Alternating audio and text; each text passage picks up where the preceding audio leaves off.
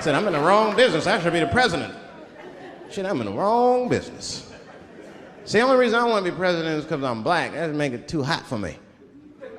I mean, you know what I mean? I think it could be a black president one day, but you don't want to be the first one. I mean, second or third, that's fine, but that first nigga better watch out. I'm going to tell you that right now.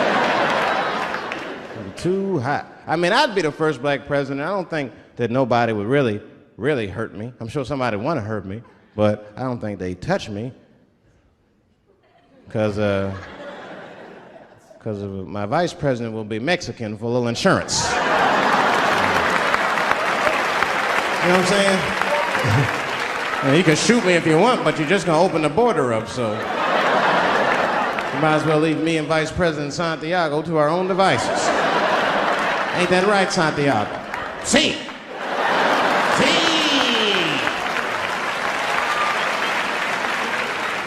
Elian can stay. Don't worry, I don't got no Elian joke. She's just like, you need to stop doing that. And then I tried to change the subject. I go, how is school going, boys? And my sons tell me, well, we didn't have school today, technically. I'm like, well, what's going on? He said, well, there was like a school shooting drill. I never heard of this. You know what this is? They have drills that they make kids do where they practice what to do if somebody comes to shoot up their school. I'd never heard that before. I was like, what the fuck? Then I had to tell my sons the truth. I didn't want to tell them this shit. Son, listen to me.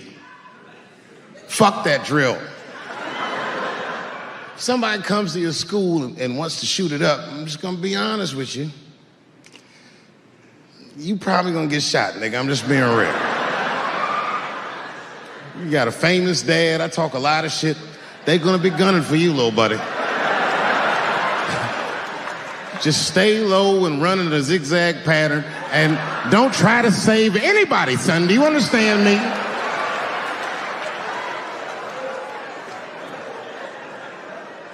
If you're a parent, this shit is terrifying.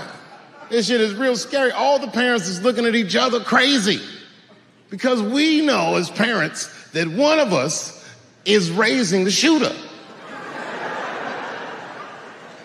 Just don't know which one of us it is. All we know for sure is that if you're a white parent, the chances that it's you is exponentially higher than the rest of us. It's fucking crazy. You know, I hated school too. It never occurred to me. Kill everybody in school? It's fucking crazy. Just do what I did, nigga. Try some things. Have you skipped school, nigga? Skip school. Take a walk and meet some other kids. Fuck school, nigga. But we've already been through it, like Michael Jackson. Remember when they said all that shit about Michael Jackson? They never proved anything till his dying day, but they said that he did some very heinous things. And one time I watched a documentary about it. They were talking about all the shit Michael Jackson allegedly did. And as they were saying all these allegations, they started showing pictures of his home, the Neverland Ranch. You ever seen Michael Jackson's house on television? Well, the short of it is, there's a lot of things for kids to do with that place.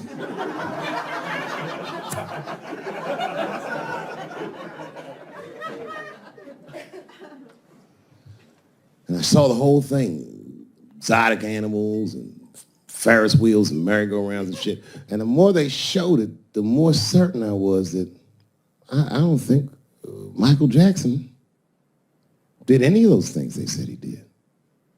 His house didn't look sexual. It looked like he was flossing on those motherfuckers. It didn't look like he was trying to fuck kids. It looked like he's just trying to impress them. Like, this nigga's Jay-Z for kids. Like, he's just walking through his house. This is my cotton candy machine. It makes 3 tons of cotton candy a day. You know, all the cotton candy you want. This closet is filled with nothing but custom-made karate slippers. Isn't that cool? Shall I have my monkey bring us more cupcakes? Hey guys, let's watch a movie. What movie do you want to see? Home Alone. Oh, no, don't touch the DVD player. Macaulay Culkin's here, he can act it out. Come on, Macaulay. act out Home Alone for my guests. And them kids was like, man, you are all right, mister. This is fantastic, man. We had you all wrong. All wrong? What? I don't understand. What do you mean? Huh? Oh, well, you know, man, we thought it was going to be the usual. Like, you're going to have us come over and give us some wine cooler and, you know, suck our dicks. What? Suck your dick? You faggot-ass kids. Why trying to suck your dick, nigga? I was trying to show you a better life. Bubbles, get these kids the fuck out of my house. You're just like everyone else. Hollywood is no place for moral absolutism. You know what I mean? We must never forget that R. Kelly peed on a 15-year-old girl. And he also wrote, I Believe I Can Fly. Same guy, same lifetime. If I showed you that video of him peeing on that girl and scored it to I Believe I Can Fly, he'd be torn. I used to think that I could not go on. You would know how to feel. If I can see it.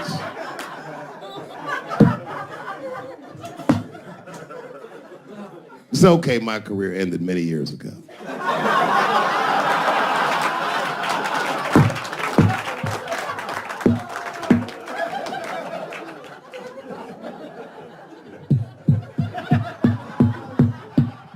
I know I've been gone for a very long time. And unbeknownst to you, it was a difficult 10 years. I'm not going to take you through all the agony I've been through, but it was tough. Some of it you might have seen.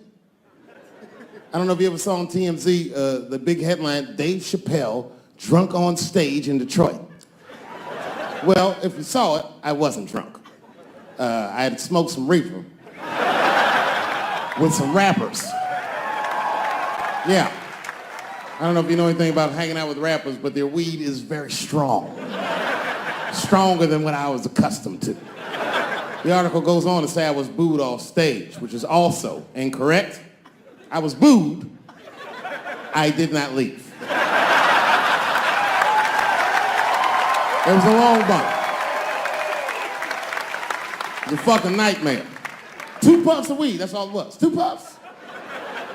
I never had that happen where I take 2 puffs of weed. I looked at the guy next to me, I was like, I'm gonna bomb, nigga, I can feel it. And that guy called my name, Dave Chappelle. Niggas was like, you know, normally when you do a comedy show, you guys don't know what it looks like up here, but niggas be looking up at you like. That's how the show started. Didn't take long for the faces to switch up, like, what the fuck? They started looking amongst themselves. So I knew I wasn't doing good. I don't remember what I was saying. It just took one person to break the ice. It's a black lady with a Ford Motor shirt on. She stood up suddenly. Fuck you, Dave Chappelle. I said, excuse me? She said, I worked all week for this shit, and this show sucks. And in a weird act of racial harmony, a conservative white guy stood up and backed her up. Yeah! The whole crowd band together and started chanting, we want our money back. We want our money back. I said, oh shit. I snapped out of it. Good people of Detroit, hear me. Hear me now. You will never get your fucking money back. Fuck that. I said, I'm like Evel Knievel. I get paid for the attempt. I didn't promise this shit would be good. Boo, they said, fuck you. This went on for a long time. And then after the show, I felt so bad, I took half of the money from the show, thousands of dollars. I said, I'm gonna give this to charity. You know what I did? I bought $25,000 worth of bubble gum and drove around Detroit and handed it out to the homeless so they could chew it and still be hungry.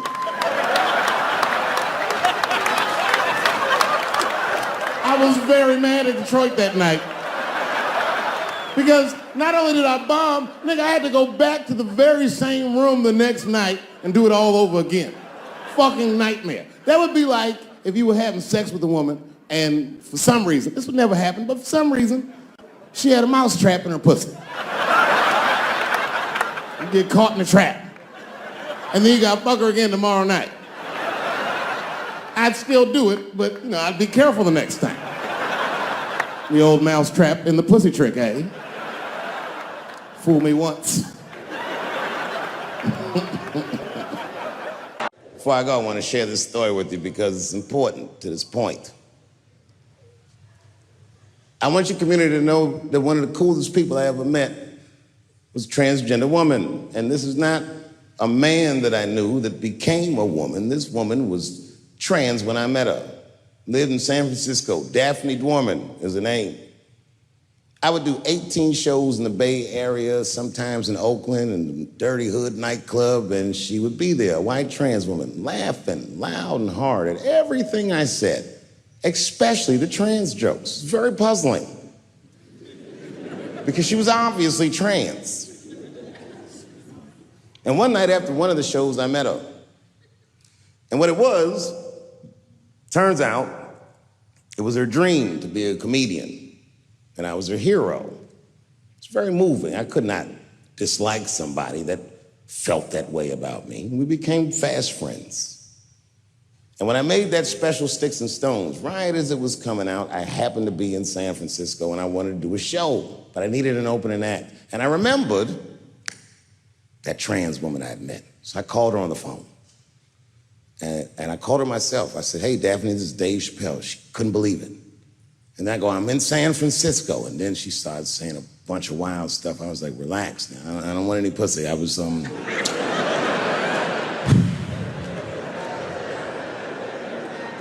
was calling because I'm doing a show and I need an opening act. And I was wondering if you'd open the show. And she was like, "Fuck yeah." Now, I didn't know this at the time, but this woman had only done stand-up comedy 8 times in her life. This is little to no experience. And now she's about to open a show for what many call the GOAT.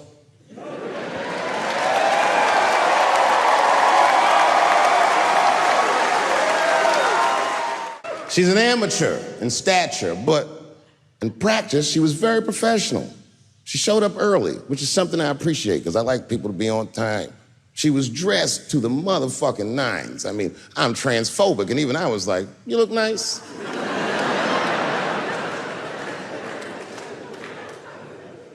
Went up on the stage with all the swag of a professional comedian, grabbed that mic and walked right down the middle and looked at the crowd like a gangster. Man, you should have seen her work. This bitch bombed for 45 minutes straight. And I am not exaggerating, young man. That show was terrible. Stunk. Stunk. And then she brings me on, and you know, I was like a glass of water after a handful of salt. The crowd was happy to see me. I was killing it. But here's what impressed me. Any other comedian I've ever seen, if they had bombed as bad as she did, would have snuck out of the back of the theater and went home and cried or something. And she didn't do that. Not only did she not leave, she found a seat right up in front. You know, when a new comedian watches an experienced comedian in comedy, we call this taking class. And this bitch took my whole class. She sat up there and was laughing as hard as she always laughs, as if nothing bad had even happened to her. And I saw her show. Something bad happened to her.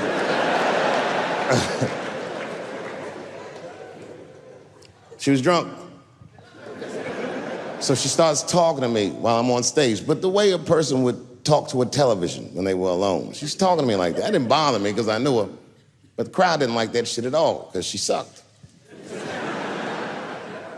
And a guy in the back of the room stood up, and Daphne's hair was dyed blonde at the time, and the guy screamed out, and his energy felt wild as fuck. He said, "Hey, Daphne!" And everybody kind of clamped, like got tense. We didn't know if it was a heckler or an active shooter. And he said, "Does the carpet match the drapes?" Yeah, it was fucked up. The whole crowd kind of groaned because it was so, like, mean. Everybody groaned except for Daphne.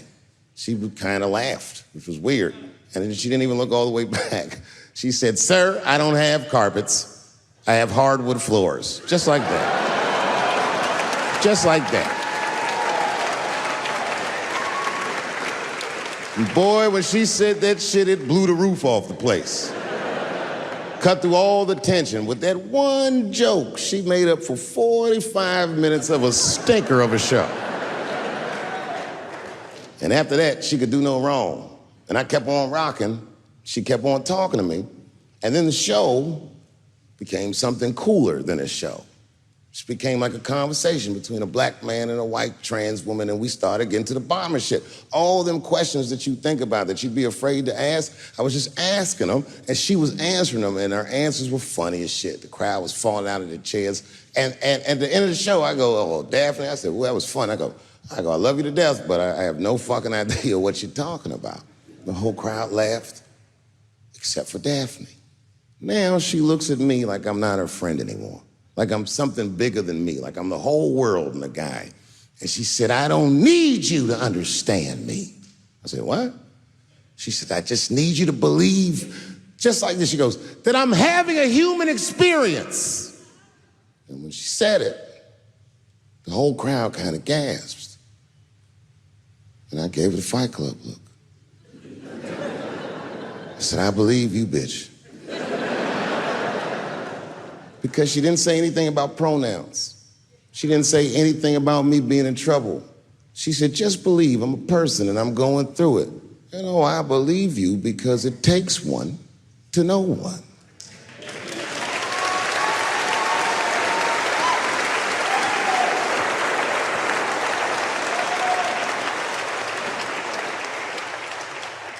Then I told the crowd good night, and they start going crazy. And before the applause gets to its crescendo, I say, "And don't forget my opening act, Daphne." And the crowd stood up, and I looked at her, and tears came out of her eyes. She couldn't believe it was happening.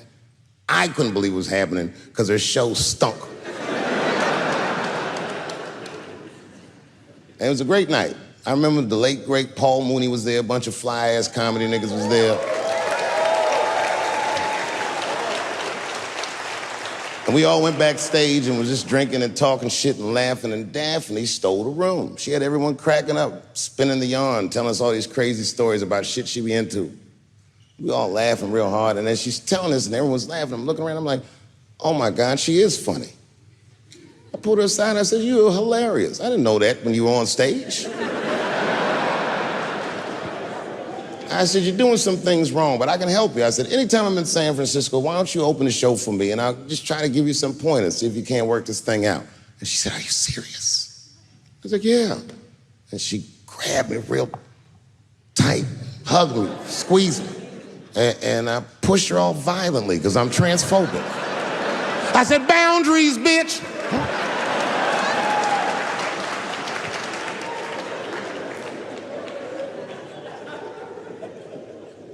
When Sticks and Stones came out, a lot of people in the trans community were furious with me, and apparently they dragged me on Twitter. I don't give a fuck, because Twitter's not a real place.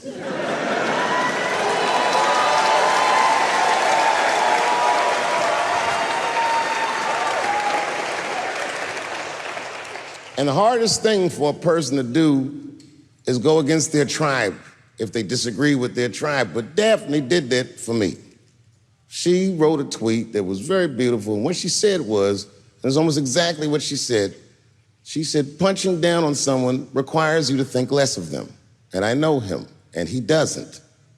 He doesn't punch up, he doesn't punch down, he punches lines, and he's a master at his craft." That's what she said.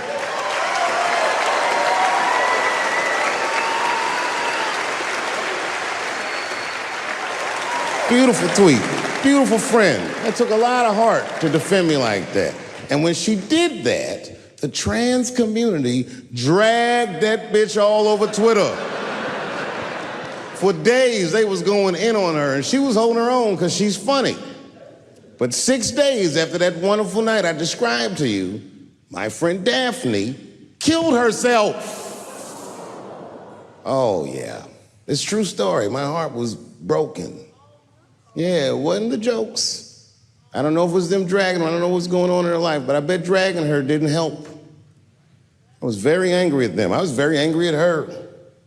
I felt like Daphne lied to me. She always says she identified as a woman, and then one day she goes up to the roof of a building and jumps off and kills herself. Clearly, only a man would do some gangster shit like that. Hear me out. As hard as it is to hear a joke like that, I'm telling you right now, Daphne would have loved that joke. That's why she was my friend. I was reading her obituary, and I found out she was survived by a daughter. And the moment I found that out, and this is true, Anderson Cooper from CNN texted me. And all he said was very nice. He said, "I'm sorry to hear about your friend." And I texted him right back, "New phone, who this?"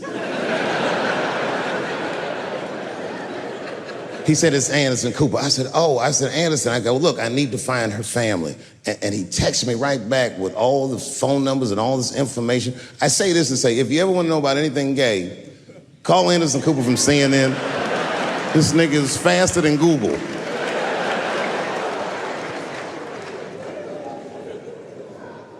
And what I did is I got in touch with her family and I started a trust fund for her daughter, because I know that's all she ever really cared about.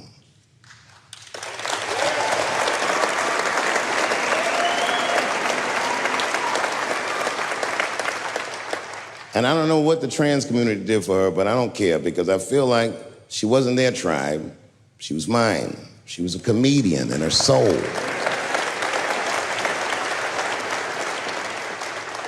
Her daughter is very young, but I hope to be alive when she turns 21, because I'm going to give her this money myself. And by then, I'll be ready to have the conversation that I'm not ready to have today. But I'll tell that little girl, "Young lady, I knew your father." And he was a wonderful woman.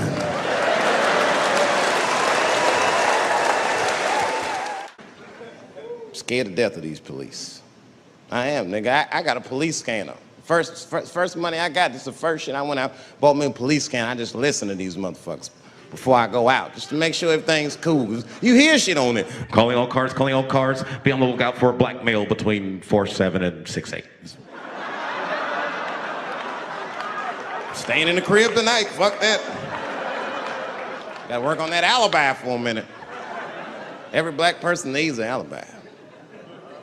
I do them impromptu joints. If I'm by myself and need out, I'll just open up the windows in the apartment, turn all the lights on, start beating off right in the window. Look at me. Hey, everybody, look, it's me, Dave Chappelle. I'm crazy, I'm jerking off. Note the time, motherfuckers. It's 2:35. Look at me, I'm jerking off in the window, 2:35. Comedian Dave Chappelle, it's June 10th. Note the time.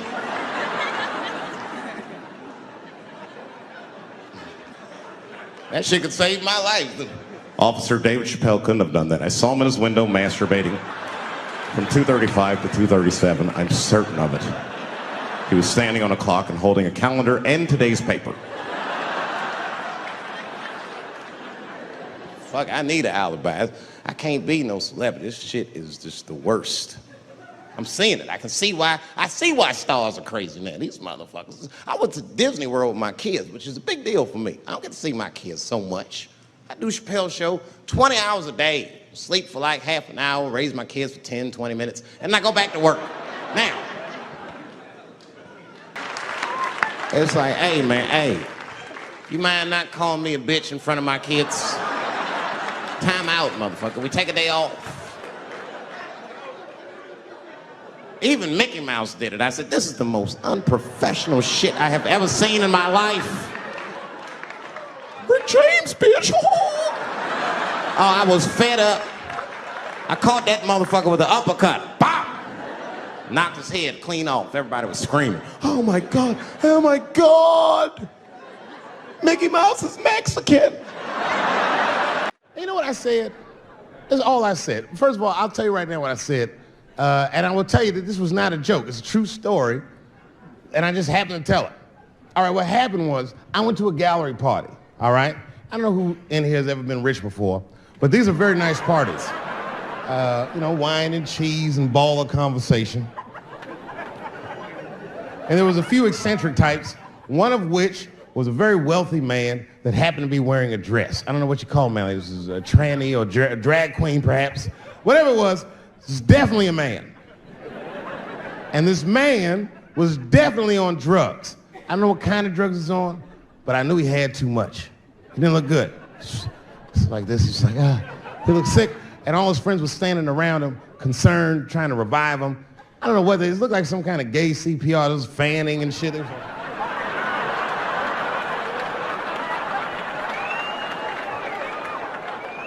I saw all this from a distance. Now, I should have minded my own business, but I got curious. I was like, oh. And I went over there. All I said, excuse me, gentlemen, is he okay? And then they looked at me like I was evil. She is fine.